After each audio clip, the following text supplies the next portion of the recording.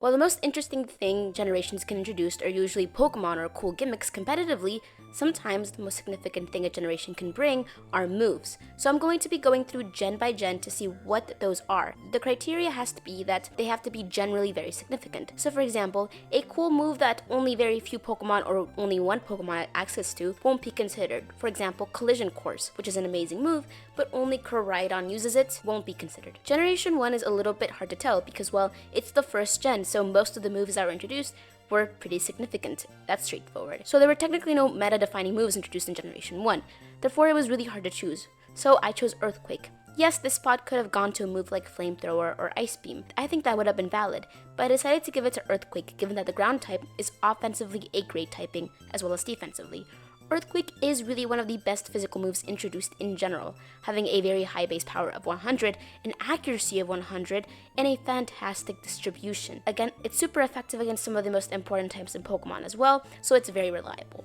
Next is Gen 2. This one was pretty easy. It goes to Spikes. Spikes is pretty straightforward. This gen was really passive, so Spikes were a great way to make progress in Generation 2, where KOs were pretty hard to get because Pokemon were generally a lot bulkier since you could still max out your stats.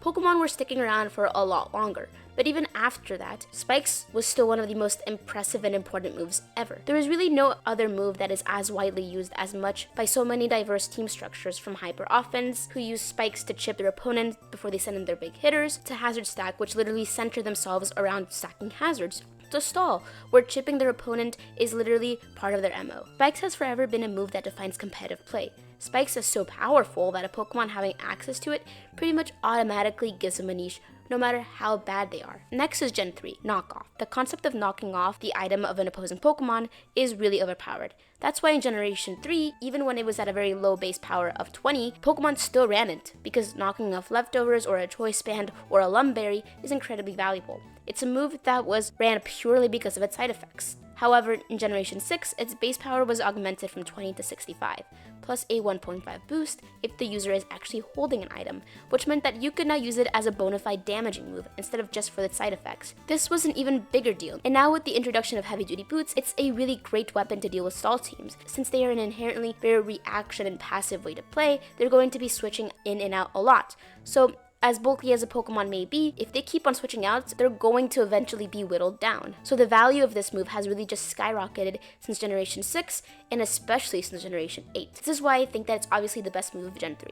Next is Stealth Rock. Generation 4, much like Generation 2, introduced certain hazards that would also go on to be absolutely revolutionary. Stealth Rocks played a big role when considering which types were good, and especially when considering which types are bad. Flying and Fire was a much better defensive typing, probably because it was immune to the only hazard, Spikes. For example, in Generation 3, Moltres was ranked OU, but in Generation 4, when Spikes were introduced, it went down to the UU tier. Now, obviously, Power Creep had a role in that, but so did Stealth. And we can look at another Pokemon, Charizard, who shares the same typing as Moltres. He went from OU to NU. Flying types were a lot more reliable previous to Stealth Rocks being introduced. Much like Spikes, if a Pokemon has access to Stealth Rock, it pretty much almost guarantees it a niche, because that's how valuable it is. Next is Generation 5, Psyshock. Generation 5 didn't introduce a move that was game-breaking in the way Gen 2, 3, and 4 did, but Psyshock is a valuable move because it's one of the few chances that a special attacker gets to actually break through the immovable special walls of the game. Immovable special walls referring to two very much annoying pink blobs, Chansey and Blissey. It was a really valuable move. It's a great way to try to break down specifically stall teams. This is a pretty major thing because Chansey and Blissey were really the only things holding down special attackers, since there isn't really a special version of Will-O-Wisp, a secondary effect like Burn that nerfs special attackers. Chansey and Blissey are pretty much the only thing that special attackers have from stopping them from being really overpowered. So introducing Psyshock, which has fairly good distribution, was really huge. Next is Sticky Web for Generation 6. It doesn't exactly have the best distribution, but the Pokemon who do have it are very valuable because of how major it is. It's a great help to Hyper Offense, and it's more specifically a pretty major thing in Ubers, more than anything because Pokemon there are often, or just how common Choice and Scarf is. Heavy Duty Boots is an item more often ran in the lower tiers, so Sticky Web becomes much more important, and much more valuable. Admittedly, it is a move a lot more interesting in theory than in practice because boots are so common in OU, UU, and etc. It's not as valid of a strategy as it once could have been. Also, the majority of the Pokemon who have it happen to be rather subpar, you could say, but it was still an important move introduced nevertheless. Next is Liquidation for Generation 7. Liquidation is a pretty important offensive move. The water type has always been an amazing type both offensively and defensively, but it was always more of a special typing, with moves like Surf, Hydro Pump, and Scald being all pretty iconic.